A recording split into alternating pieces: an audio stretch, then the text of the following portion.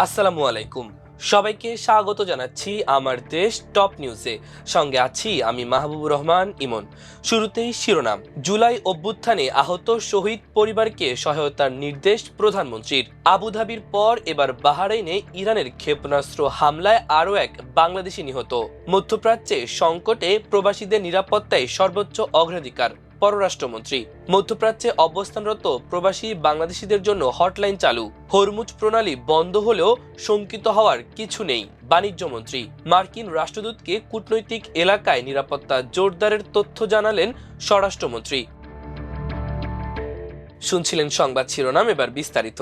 জুলাই অভ্যুত্থানে আহত ও শহীদদের পরিবারকে সর্বোচ্চ সহায়তা দেওয়ার নির্দেশ দিয়েছেন প্রধানমন্ত্রী তারেক রহমান। একই সঙ্গে জুলাইয়ের শহীদ ও আহত যোদ্ধাদের সন্তানদের পড়াশোনা চালিয়ে নিতে বিশেষ শিক্ষা ভাতা দেওয়ার উদ্যোগ নেওয়া হবে বলে জানিয়েছে মুক্তিযোদ্ধা বিষয়ক মন্ত্রী হাফিজউদ্দিন আহমদ। সোমবার দুপুরে সচিবালয়ে প্রধানমন্ত্রীর সঙ্গে বৈঠক শেষে সাংবাদিকদের এসব তথ্য জানান মুক্তিযোদ্ধা বিষয়ক মন্ত্রী। তিনি বলেন, জুলাইয়ের যোদ্ধাদের কল্যাণে সরকার সবকিছু করবে, এটি আমাদের জাতীয় দায়িত্ব। বৈঠকে আন্দোলনে যারা অক্ষম হয়েছেন বা কর্মক্ষমতা হারিয়েছেন তাদের স্বাবলম্বী করতে ক্ষুদ্র ব্যবসা স্থাপনে আর্থিক ও কারিগরি সহায়তা দেওয়ার কথা বলেন প্রধানমন্ত্রী। মুক্তিযুদ্ধ বিষয়ক মন্ত্রী জানান, এরই মধ্যে প্রকৃত আহতদের যাচাই বাছাই করে ক, খ ও গ এই তিনটি শ্রেণীতে ভাগ করা হয়েছে। ক শ্রেণীর জন্য মাসিক 20,000 টাকা, খ শ্রেণীর জন্য 15,000 এবং গ শ্রেণীর জন্য 10,000 টাকা ভাতা নির্ধারণ করা হয়েছে। এছাড়া প্রত্যেক শহীদ পরিবারকে 30 লাখ টাকার সঞ্চয়পত্র দেয়া হয়েছে। মন্ত্রণালয় সূত্রে জানা গেছে, জুলাই যোদ্ধাদের স্মৃতি রক্ষা ও তাদের কল্যাণে মুক্তিযুদ্ধ বিষয়ক মন্ত্রণালয়ের অধীনে ইতোমধ্যে জুলাই গণ অভ্যুত্থান পরিদপ্তর গঠন করা হয়েছে। মধ্যপ্রাচ্যে যুদ্ধ পরিস্থিতির মধ্যে ইরানের ক্ষেপণাস্ত্র হামলায় বাহরাইনে এক বাংলাদেশি নিহত হয়েছেন। আহত হয়েছেন আরও দুজন। বাংলাদেশের রাষ্ট্রদূত মোহাম্মদ রইস হাসান সরোয়ার জানান, নিহত মোহাম্মদ তারেকের বাড়ি চট্টগ্রামের সন্দ্বীপ উপজেলার আজিমপুর ইউনিয়নে। আহতদের মধ্যে মোহাম্মদ আজিমের বাড়িও সন্দ্বীপে, আর মোহাম্মদ কামরুলের বাড়ি টাঙ্গাইল জেলায়। তারা সবাই বাহরাইনের রাজধানী মানামার কাছে একটি শিপইয়ার্ডে শ্রমিক হিসেবে চাকরি করতেন। সোমবার সকালে একটি ক্ষেপণাস্ত্রের ধ্বংসাবশেষ জাহাজের ওপর এসে পড়লে তারা হতাহত হন। সামাজিক যোগাযোগ মাধ্যমে দেওয়া পোস্টে বাহরাইনের স্বরাষ্ট্র মন্ত্রণালয় জানিয়েছে, ক্ষেপণাস্ত্রের আঘাতে ওই শিপইয়ার্ডে আগুন ধরে যায়, পরে তা নেভানো হয়। যুক্তরাষ্ট্র ও ইসরায়েলের হামলার জবাবে শনিবার থেকে মধ্যপ্রাচ্যে বিভিন্ন দেশের মার্কিন স্থাপনা লক্ষ্য করে হামলা চালিয়ে যাচ্ছে ইরান। শনিবার এক হামলায় সংযুক্ত আরব আমিরাতে 3 জন নিহত হন, যাদের মধ্যে ছিলেন একজন বাংলাদেশি। এছাড়া কুয়েত বিমানবন্দরে ইরানের ড্রোন হামলায় 4 জন বাংলাদেশি আহত হয়েছেন।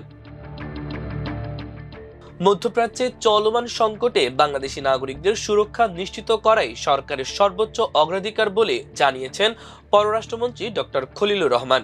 সোমবার পররাষ্ট্র মন্ত্রণালয়ে এক আন্তঃমন্ত্রণালয় বৈঠক শেষে তিনি সাংবাদিকদের একথা বলেন। খলিলুর রহমান বলেন, বাংলাদেশের অবস্থান খুবই স্পষ্ট। ওই অঞ্চলে অবস্থানরত আমাদের নাগরিকদের স্বার্থ রক্ষা করাই আমাদের প্রথম অগ্রাধিকার। মন্ত্রী বলেন, মধ্যপ্রাচ্যের বিভিন্ন দেশে বসবাস ও কর্মরত বাংলাদেশি নাগরিকদের নিরাপত্তা নিশ্চিত করতে সরকার দৃঢ়ভাবে কাজ করছে। তিনি বলেন, আমাদের নাগরিকরা কাঁটাতারের এপাশে বা ওপাশে যে পাশেই হোক, ক্ষতিগ্রস্ত হলে আমরা তাদের পাশে থাকব। আমাদের সর্বোচ্চ জাতীয় স্বার্থ হলো আমাদের জনগণ। সংকটের শুরু থেকেই প্রবাসী বাংলাদেশিদের কল্যাণে সরকার সর্বোচ্চ গুরুত্ব দিয়ে বিবেচনা করছে বলেও তিনি উল্লেখ করেন। মন্ত্রী জানান, মধ্যপ্রাচ্যে চলমান পরিস্থিতি প্রেক্ষাপটে তিনি কুয়েত ও বাহরাইনের পররাষ্ট্রমন্ত্রী এবং কাতারের পররাষ্ট্র প্রতিমন্ত্রীর কাছ থেকে টেলিফোন পেয়েছেন। তিনি বলেন, আলোচনায় সংশ্লিষ্ট দেশগুলোতে অবস্থানরত বাংলাদেশি নাগরিকদের নিরাপত্তা নিশ্চিত করার বিষয়টি গুরুত্ব পেয়েছে এবং তারা বাংলাদেশি নাগরিকদের নিরাপত্তার বিষয় আশ্বস্ত করেছেন। পররাষ্ট্রমন্ত্রী আশা প্রকাশ করেন আর কোনো বাংলাদেশি যেন সংঘাতের শিকার না হন। তবে কোনো অনাকাঙ্ক্ষিত পরিস্থিতি সৃষ্টি হলে সরকার প্রয়োজনীয় সব ব্যবস্থা নিতে প্রস্তুত রয়েছে বলেও জানান তিনি। বর্তমান পরিস্থিতিতে সাময়িকভাবে আটকা পড়া সম্ভাব্য অভিবাসী কর্মীদের বিষয়ে তিনি বলেন, প্রয়োজনীয় আলোচনা ইতোমধ্যে হয়েছে এবং আকাশপথ স্বাভাবিক হলে তাদের যাত্রার ব্যবস্থা করা হবে। মধ্যপ্রাচ্যের ক্রমবিকাশমান পরিস্থিতি এবং এর প্রভাব, বিশেষ করে বিমান চলাচল, প্রবাসী কল্যাণ ও আঞ্চলিক নিরাপত্তা পর্যালোচনায় এ আন্তঃমন্ত্রণালয় বৈঠক অনুষ্ঠিত হয়।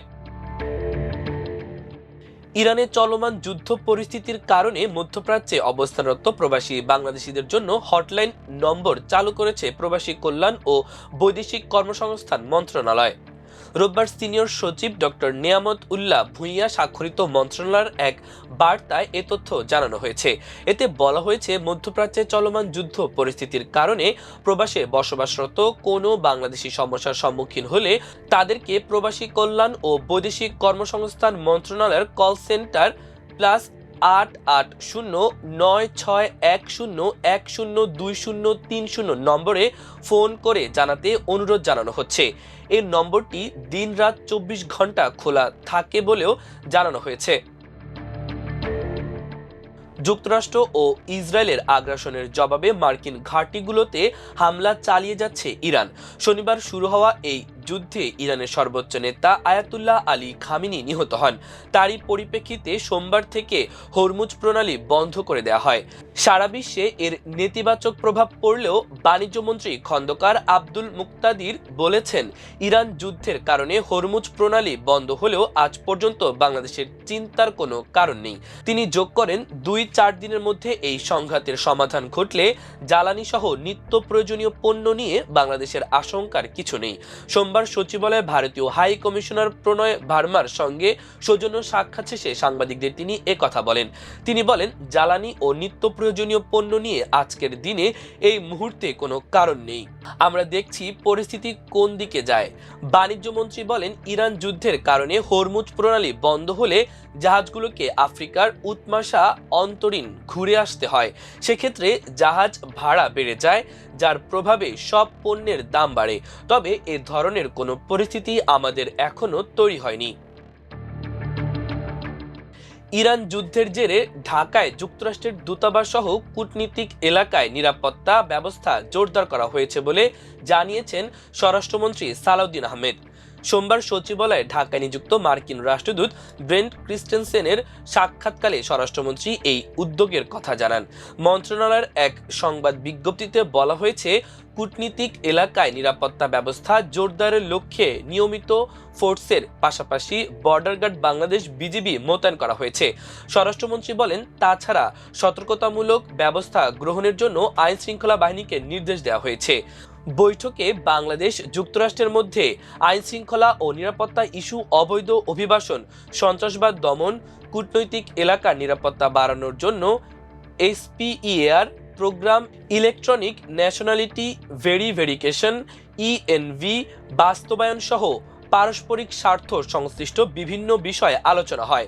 যুক্তরাষ্ট্র বাংলাদেশের ঘনিষ্ঠ মিত্র বর্ণনা করে স্বরাষ্ট্রমন্ত্রী বলেন, দেশটি শুরু থেকেই বাংলাদেশে সন্ত্রাসবাদ দমন ও নিরাপত্তা খাতে ঘনিষ্ঠ অংশীদার হয়ে কাজ করে আসছে। পরে রাষ্ট্রদূত বলেন, যুক্তরাষ্ট্র বাংলাদেশের সঙ্গে সম্পর্ক জোরদার করতে চায়।